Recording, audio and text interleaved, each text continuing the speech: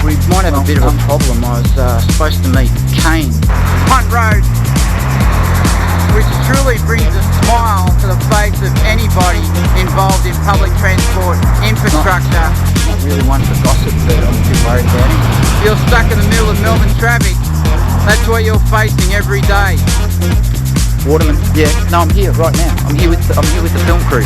Where are you? I don't know. I was supposed to meet him at 2 in Richmond, outside the airport, down the west side. Someone's coming. I've got to go. Why? What the hell is it taking around Paramount? I've just caught the train. I've bypassed the tram. I had several choices. I got off at South Yarra. It's pretty confidential. We don't like to.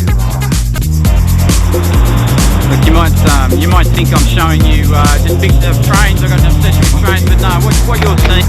This concludes our tour for today. I'm not and I can't anymore. No, thanks.